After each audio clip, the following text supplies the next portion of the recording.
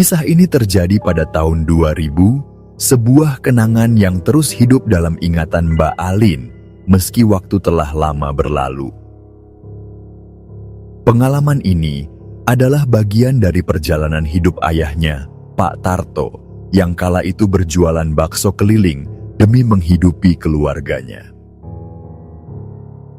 Pak Tarto sering menceritakan kisah mistis yang pernah ia alami selama berjualan bakso. Pada saat kejadian itu berlangsung, Mbak Alin masih berusia 6 tahun.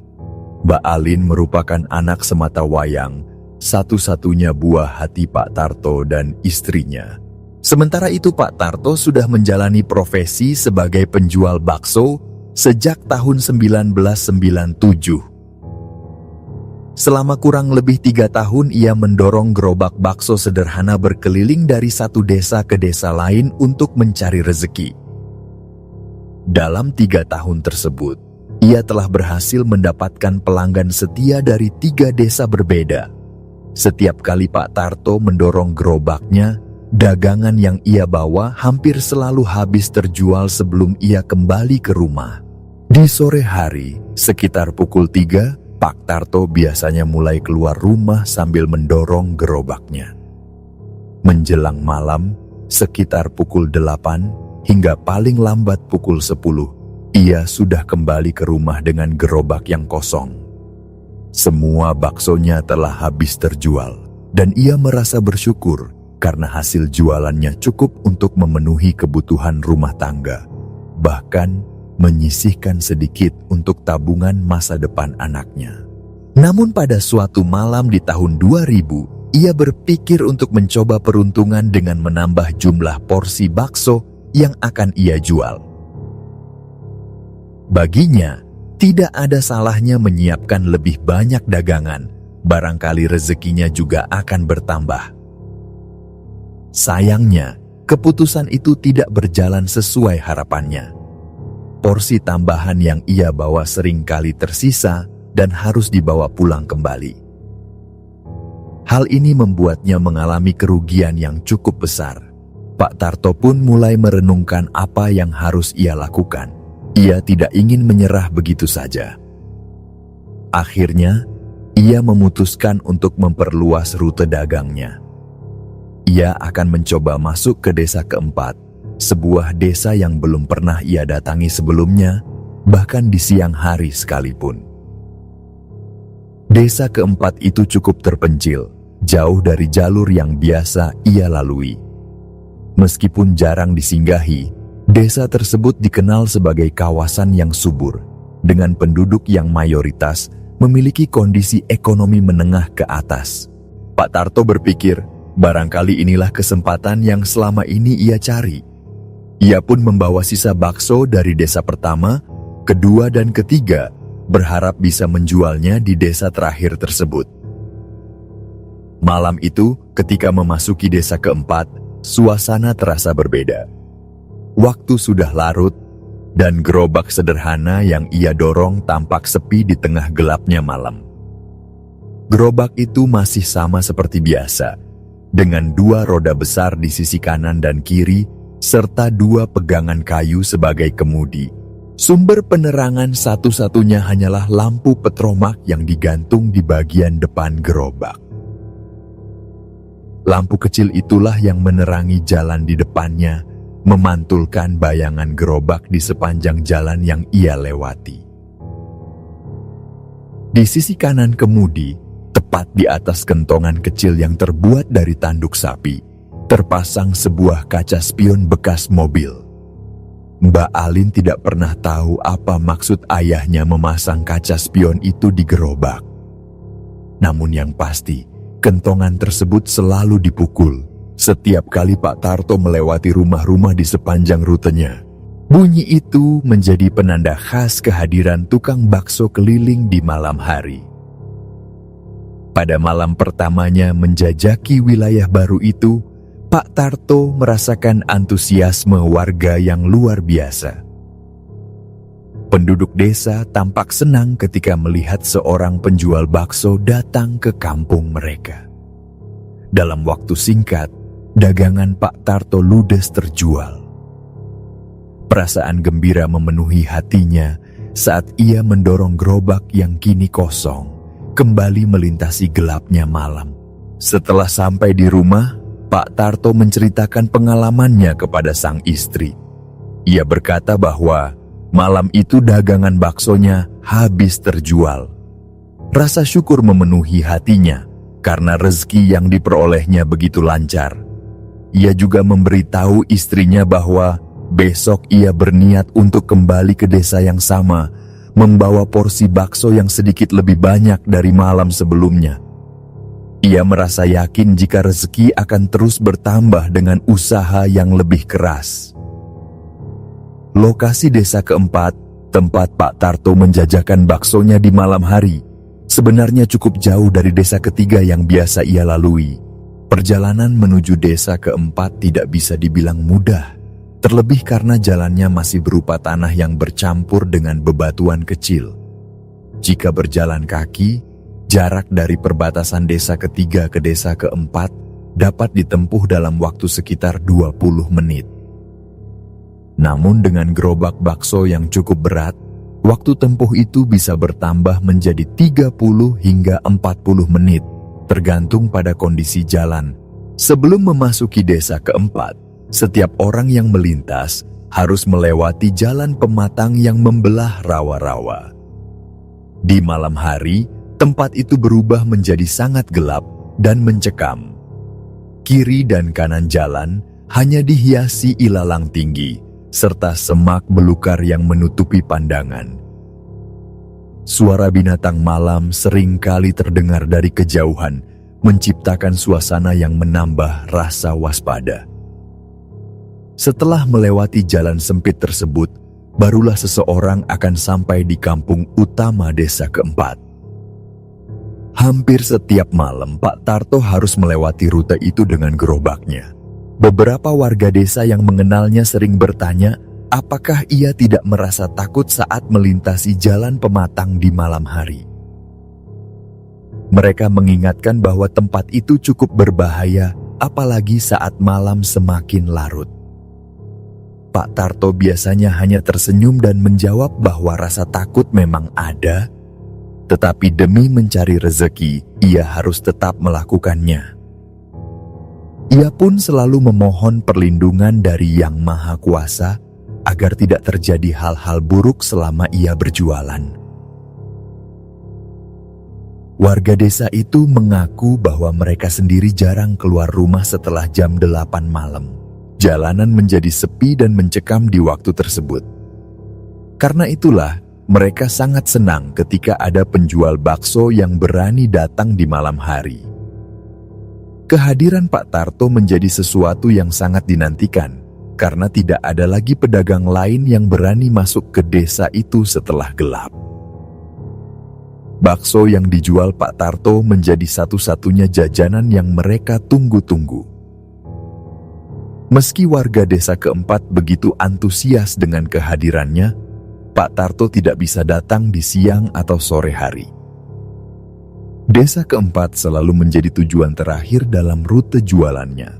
Sebelum sampai ke sana, ia harus melewati desa pertama yang merupakan tempat tinggalnya sendiri.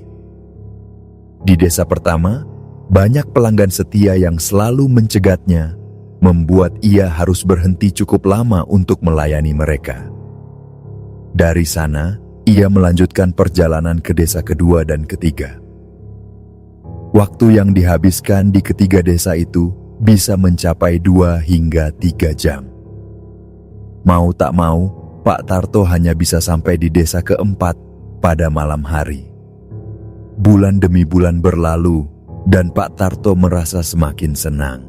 Dagangannya selalu habis terjual, bahkan porsi baksonya terus ia tambah.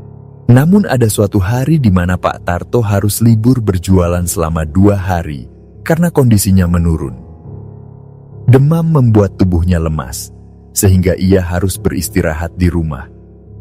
Setelah merasa cukup sehat, pada hari ketiga, ia kembali berjualan seperti biasa. Dengan semangat yang baru, ia memulai rute yang sama. Desa pertama, Kemudian desa kedua, dilanjutkan desa ketiga, dan terakhir desa keempat. Namun, malam itu terasa berbeda ketika ia tiba di desa keempat. Waktu menunjukkan pukul 8:30 malam, tetapi suasana desa terasa aneh. Jalanan yang biasanya ramai mendadak sepi. Tidak ada seorang pun yang terlihat di luar rumah. Warung kelontong tempat Pak Tarto biasa mangkal pun tutup. Padahal biasanya warung itu selalu menjadi pusat keramaian. Pak Tarto berhenti di depan warung, menunggu dengan harapan seseorang akan keluar. Ia memukul kentongan kecil di gerobaknya, berharap bunyi itu akan menarik perhatian warga. Namun, 15 menit berlalu dan tidak ada satupun orang yang muncul. Suasana semakin mencekam ketika hujan mulai turun perlahan. Rintik-rintik kecil berubah menjadi hujan deras dalam waktu singkat.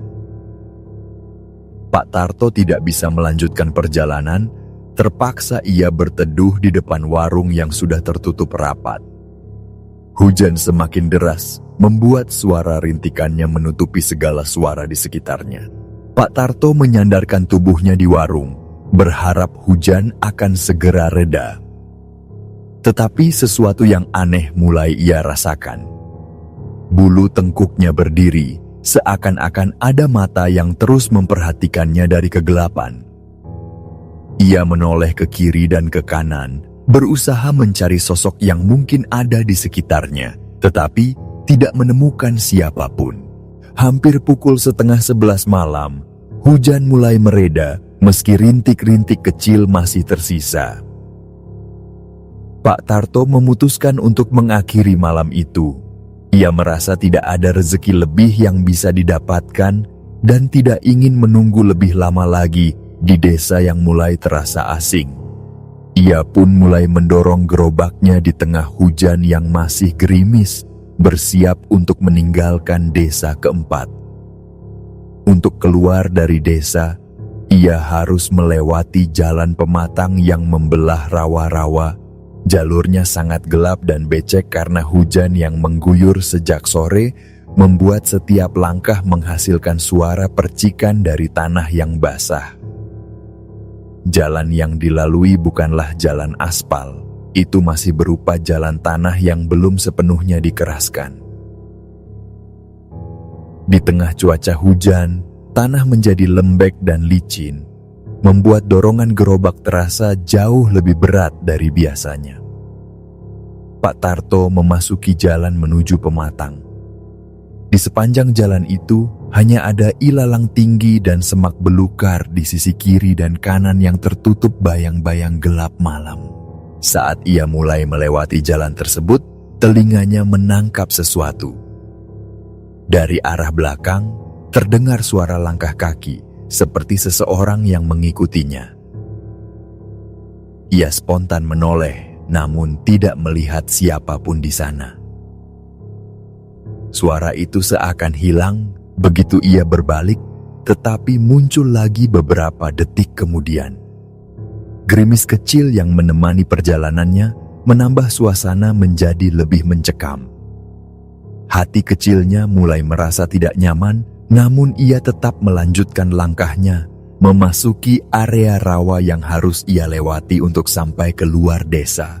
Ketika memasuki area rawa, perasaan berat di pundaknya semakin terasa. Gerobaknya masih berisi beberapa porsi bakso yang tersisa, tapi entah kenapa, kali ini gerobaknya terasa jauh lebih berat dari biasanya.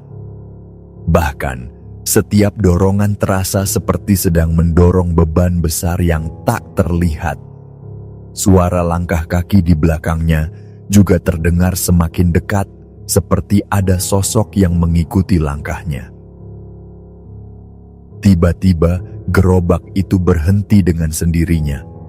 Rodanya seakan terjebak oleh sesuatu yang besar, membuatnya tidak bisa bergerak sedikit pun. Pak Tarto berdiri sejenak, mencoba menenangkan dirinya. Ia menurunkan lampu petromak yang tergantung di depan gerobaknya, berjongkok, dan memeriksa roda sebelah kanan. Tidak ada yang mengganjal di sana. Ia kemudian memeriksa roda sebelah kiri, namun hasilnya sama. Rodanya bersih, tidak ada batu besar atau akar yang menghalangi jalannya. Pak Tarto menggantung kembali lampu petromak di depan gerobak. Ia mencoba mendorong gerobaknya sekali lagi, tapi tetap tidak bergerak. Sambil berdiri, ia memperhatikan sekelilingnya dengan seksama. Saat pandangannya tertuju ke arah kanan, ia melihat sesuatu yang membuat jantungnya berdegup kencang. Di samping depan gerobaknya, berdiri sosok putih. Sosok itu tegak di sana, diam tanpa suara, dengan kain putih yang membungkus tubuhnya. Sosok itu perlahan mendekat langkah demi langkah menuju ke arah gerobak. Pak Tarto memperhatikan dengan seksama, matanya menatap lurus ke sosok yang semakin mendekat. Begitu sosok itu berdiri tepat di samping gerobak, Pak Tarto sadar bahwa yang ia lihat adalah pocong. Kain kafannya masih terlihat bersih. Wajah pucat sosok itu tertutup kapas di bagian hidungnya. Pak Tarto terpaku sesaat, tetapi ia tetap tenang. Ia mulai membaca ayat-ayat suci dalam hati, memohon perlindungan kepada Allah. Anehnya, saat sosok pocong itu muncul, hujan tiba-tiba berhenti.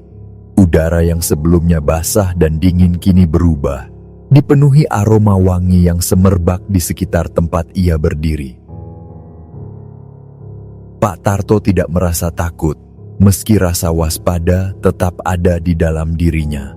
Sebagai seseorang yang pernah menghabiskan masa kecilnya di pondok pesantren, ia memiliki bekal ilmu agama yang cukup dalam. Dengan penuh keyakinan, ia berkata dalam hatinya bahwa ia tidak akan goyah. Sosok itu memang ingin menghalangi jalannya, tetapi ia tetap berusaha berpikir jernih. Ia mengarahkan pandangannya ke depan dan berkata dengan tegas dalam hatinya, meminta izin untuk lewat. Dalam pikirannya, ia berkata, "Aku hanya mencari rezeki untuk keluargaku. Jika aku salah telah melewati jalanmu, maafkan aku.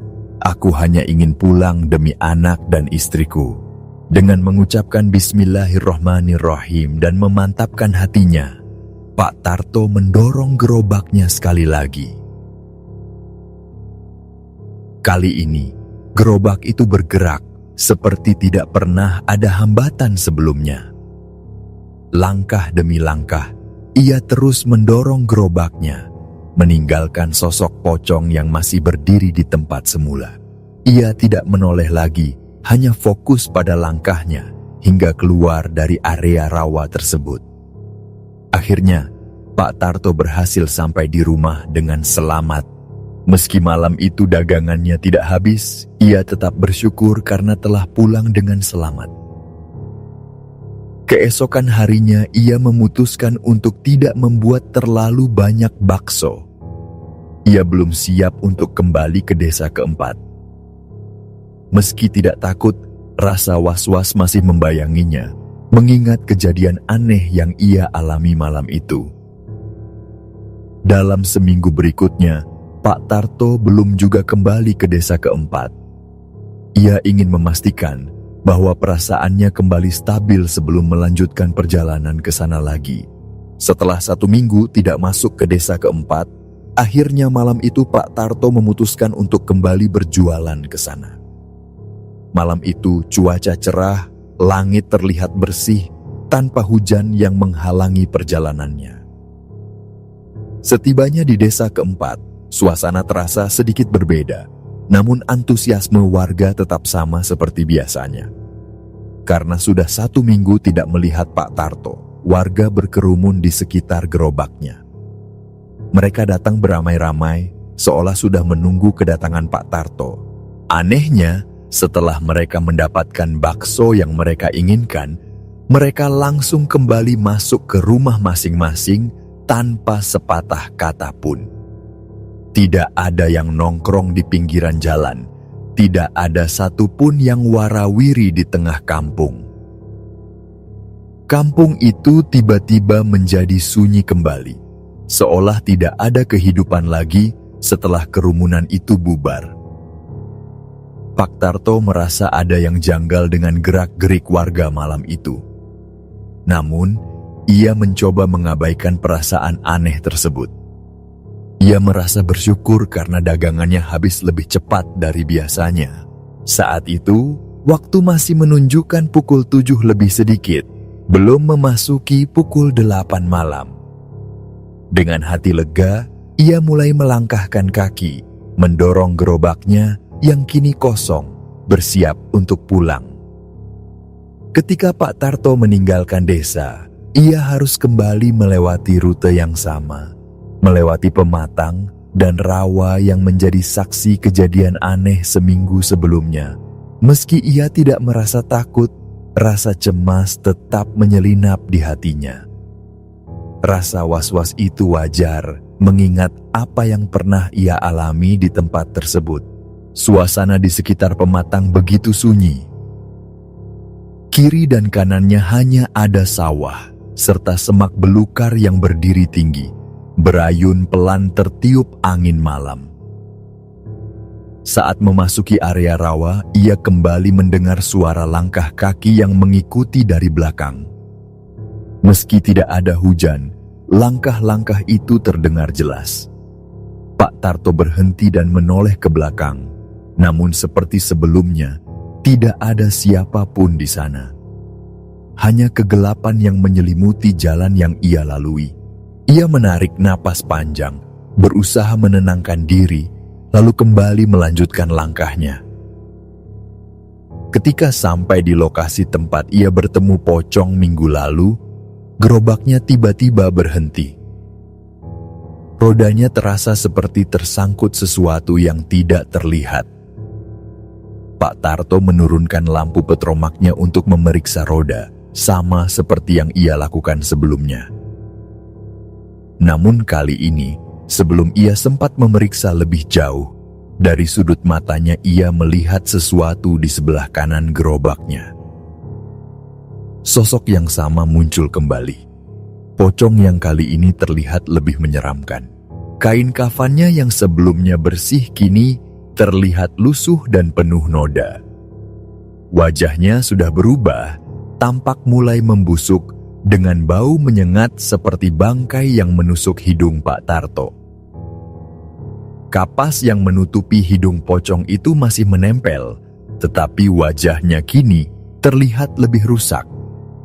Kulitnya mengelupas, dan matanya tampak seperti hendak keluar dari rongganya.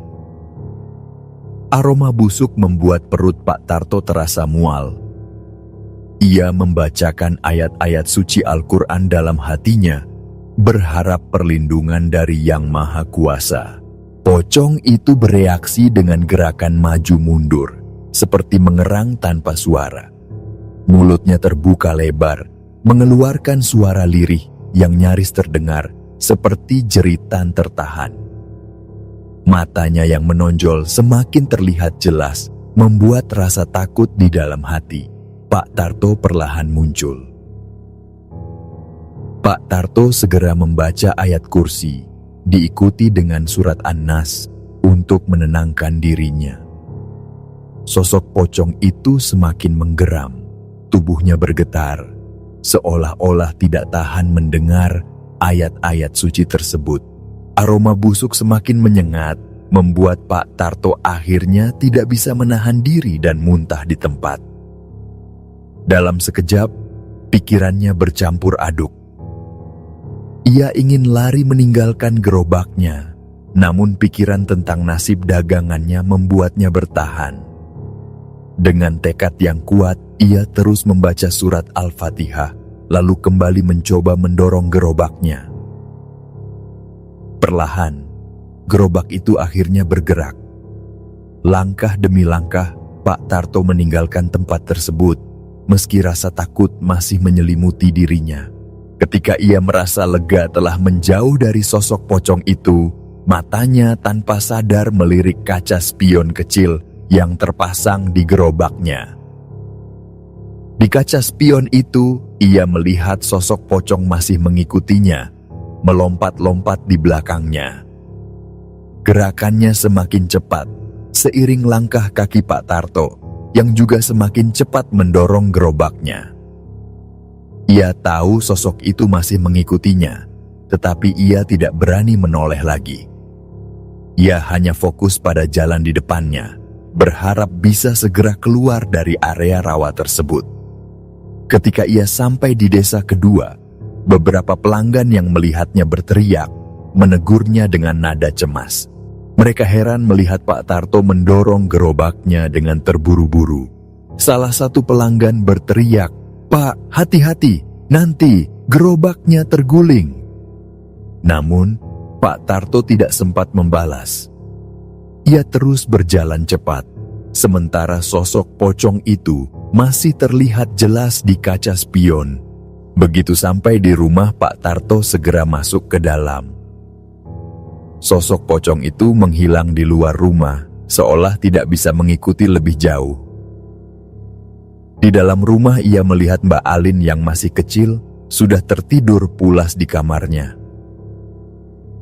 Pak Tarto duduk di ruang tengah, menarik napas panjang, bersyukur karena bisa kembali dengan selamat malam itu. Keadaannya yang tak seperti biasanya membuat istrinya merasa khawatir. Ia segera mendekatinya dengan raut wajah cemas. "Kenapa, Pak? Kok wajah Bapak pucat sekali?" tanya istrinya sambil menatapnya penuh kekhawatiran. Pak Tarto hanya menggelengkan kepala, berusaha menenangkan diri. "Nggak apa-apa, Bu. Nggak usah keluar dulu. Itu gerobak sama panci biar saja besok pagi kita bereskan." Biasanya Pak Tarto selalu menyuruh istrinya membereskan peralatan bakso begitu ia tiba di rumah. Tapi kali ini, ia justru melarang istrinya keluar. Istrinya semakin curiga. "Memangnya kenapa, Pak? Biasanya kamu selalu minta dibereskan langsung." "Sebaiknya besok aja, Bu. Aku mau mandi, terus kita tidur. Besok pagi baru aku cerita," jawab Pak Tarto singkat. Suaranya terdengar agak gemetar. Keesokan paginya, setelah sarapan, Pak Tarto akhirnya menceritakan kejadian yang ia alami di malam itu kepada istrinya. Dengan suara bergetar, ia menceritakan bagaimana sosok pocong kembali menghalangi jalannya di tengah rawa. Kali ini dengan kondisi yang lebih menyeramkan. Bau busuk yang menyengat, wajah yang membusuk, serta pocong yang mengikutinya hingga ke rumah, membuat malam itu terasa seperti mimpi buruk. Istrinya mendengarkan dengan saksama, wajahnya berubah pucat setelah mendengar cerita tersebut. "Pak, sebaiknya nggak usah jualan ke sana lagi, bahaya. Ibu khawatir terjadi apa-apa," ujar istrinya dengan nada memohon. Namun, Pak Tarto justru semakin penasaran. "Enggak, Bu. Aku malah makin penasaran. 2 kali sudah aku mengalami kejadian ini. Rasanya seperti sosok itu ingin menyampaikan sesuatu. Ada yang janggal dengan desa itu, Bu. Aku curiga ada sesuatu di sana." Istrinya tidak bisa membantah. Pak Tarto memutuskan untuk mencari tahu lebih jauh. Siang itu, setelah istrinya mulai meracik adonan bakso, Pak Tarto mengambil sepeda ontelnya dan bersiap pergi ke desa keempat dengan mengajak Mbak Alin. Ini adalah kali pertama ia memasuki desa tersebut di siang hari. Sepanjang perjalanan, pikirannya terus memutar ulang kejadian yang ia alami di malam-malam sebelumnya. Ketika ia tiba di lokasi tempat ia bertemu pocong, Pak Tarto memperlambat kayuhan sepedanya. Ia berhenti sejenak memeriksa sekeliling dengan seksama. Di siang hari, segalanya terlihat lebih jelas. Di sebelah kanan jalan, di belakang rawa dan rimbunan ilalang yang tinggi, Pak Tarto melihat sesuatu yang sebelumnya tidak ia sadari. Sebuah kompleks pemakaman umum tersembunyi di balik semak belukar. Oh, pantas saja. Ternyata rumahnya di sini, gumam Pak Tarto. Saat ia melanjutkan perjalanan memasuki desa, Mbak Alin yang masih kecil bertanya dengan polos. "Rumah siapa itu, Pak?" Pak Tarto tersenyum kecil, berusaha menenangkan anaknya. "Itu rumah temannya Bapak," jawabnya singkat, tanpa ingin menakut-nakuti. Ketika Pak Tarto tiba di tengah desa, beberapa warga yang melihatnya di siang hari langsung merasa heran. Biasanya mereka hanya melihat Pak Tarto berjualan di malam hari. Salah satu warga menyapanya. "Loh Pak, kok siang-siang ke sini? Bukannya biasanya malam jualan bakso?" Pak Tarto tersenyum sopan. "Iya, saya mau bertemu teman di sini. Sekalian ada urusan," katanya sambil melanjutkan langkahnya. Namun dari raut wajah warga terlihat bahwa mereka juga menyimpan rasa penasaran. Beberapa dari mereka tampak saling berbisik, seolah tahu sesuatu yang Pak Tarto belum ketahui. Tanpa membuang waktu, Pak Tarto menuju rumah kepala desa. Ia ingin tahu kebenaran di balik kejadian aneh yang ia alami. Setibanya di sana, ia langsung disambut oleh kepala desa. Setelah berbasa-basi sebentar, Pak Tarto memutuskan untuk langsung menanyakan apa yang menjadi ganjalan hatinya. "Pak Kepala Desa, saya mau tanya. Sebenarnya di desa ini ada kejadian apa ya? 1 minggu belakangan ini kok suasananya aneh sekali. Setiap malam desa ini terasa sepi. Warga seperti takut keluar rumah. Saya sendiri 2 kali mengalami kejadian yang cukup mengerikan. Saya dicegat pocong di jalan ketika pulang dari sini." Wajah kepala desa yang tadinya tenang langsung berubah. Matanya melebar, tampak kaget mendengar cerita Pak Tarto. "Loh, jadi Bapak juga diganggu ya? Ternyata perasaan saya benar. Ternyata sosok itu memang sedang gentayangan." Pak Tarto mendengarkan dengan serius, hatinya bergetar. Kepala desa melanjutkan penjelasannya. "Memang benar Pak, 1 minggu belakangan ini ada salah satu warga kami yang meninggal dunia. Seorang wanita tua. Tapi setelah kematiannya, hal-hal aneh mulai terjadi. Pocong itu muncul di malam pertama setelah ia dimakamkan. Sosok itu berkeliaran, mendatangi satu persatu rumah warga yang sepertinya masih punya urusan dengannya semasa hidup. Sejak itu, warga desa tidak ada yang berani keluar rumah di malam hari." Pak Tarto terdiam, meresapi kata-kata kepala desa. Kepalanya mulai menyusun potongan-potongan kejadian yang ia alami, mencoba menghubungkannya. Kepala desa menambahkan, "Makam wanita itu ada di belakang rawa, tempat yang Bapak sebutkan tadi.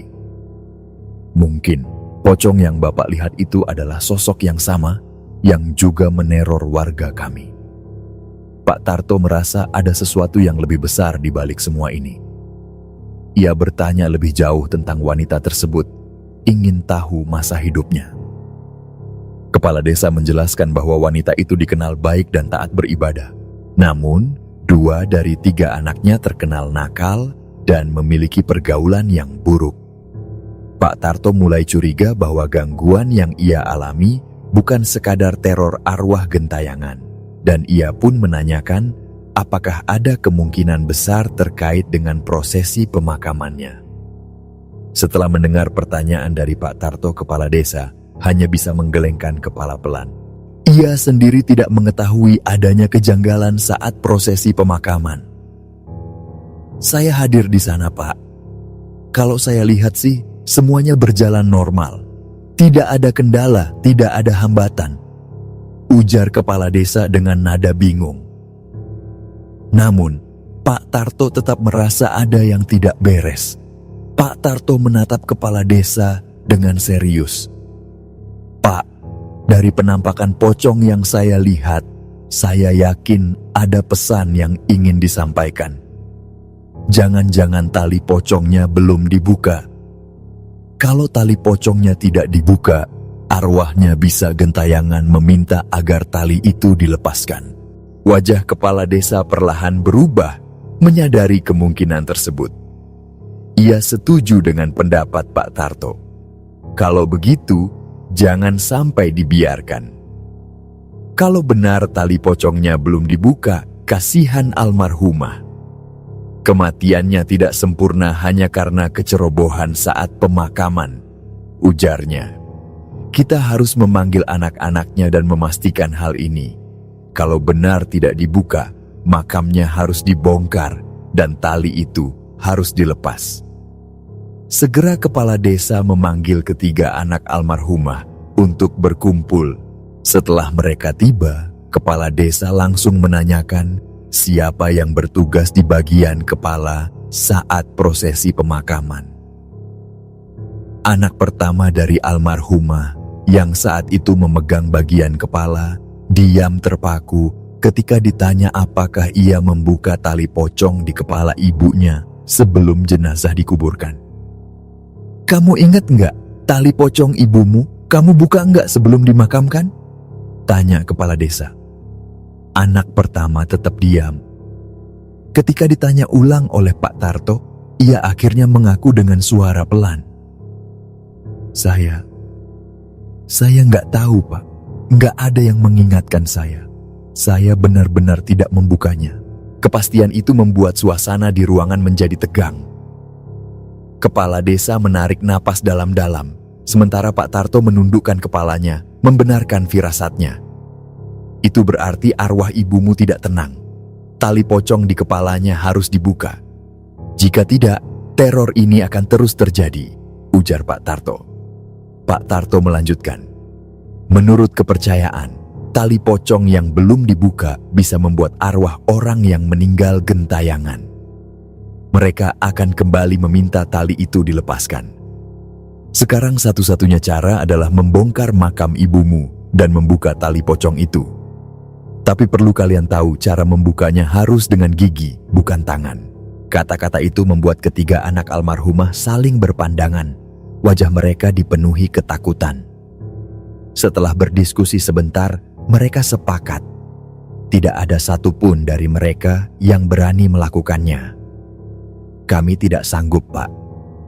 Membuka tali pocong dengan gigi, apalagi setelah lebih dari seminggu jenazah dimakamkan. Itu terlalu menakutkan," kata anak kedua, suaranya gemetar. Alasan mereka bukan hanya karena rasa takut. Anak-anak almarhumah juga khawatir akan malu jika seluruh warga desa mengetahui kebenaran ini. Kalau makam ibu kami dibongkar, semua orang akan tahu. Mereka akan menganggap ibu kami pocong gentayangan yang selama ini meneror desa. "Kami tidak mau itu terjadi," ujar anak pertama dengan nada tegas. Anak-anak itu menolak usulan untuk membongkar makam. Mereka lebih memilih membiarkan arwah ibu mereka gentayangan daripada menanggung malu di depan seluruh warga. "Biarkanlah, Pak. Jangan bongkar makam itu. Kami mohon, jangan ceritakan kepada siapapun. Biar ini jadi rahasia kita. Kami tidak bisa membuka tali pocong itu," pinta mereka penuh harap. Kepala desa hanya bisa menghela napas panjang. Pak Tarto menunduk dalam diam, merasa serba salah. Ia tahu keputusan itu tidak baik, tetapi ia tidak punya kuasa untuk memaksa mereka. "Kalau itu keputusan kalian, saya dan Pak Kepala Desa tidak bisa berbuat apa-apa lagi. Semoga arwah ibu kalian diberi ketenangan," ujar Pak Tarto dengan berat hati. Pembicaraan pun berakhir di situ. Hari itu menjadi hari terakhir Pak Tarto menginjakkan kakinya di desa tersebut. Ia memutuskan tidak lagi berjualan di sana. Keputusan itu ia buat demi melindungi keluarganya. Ia tidak ingin mengambil risiko teror pocong kembali terjadi, apalagi jika pocong itu sampai mengikuti dirinya ke rumah. Yang paling ia takutkan bukan gangguan untuk dirinya sendiri, Tetapi kemungkinan pocong itu menunjukkan diri di depan Mbak Alin yang masih kecil atau menakuti istrinya. Rasa khawatir itu terlalu besar untuk diabaikan.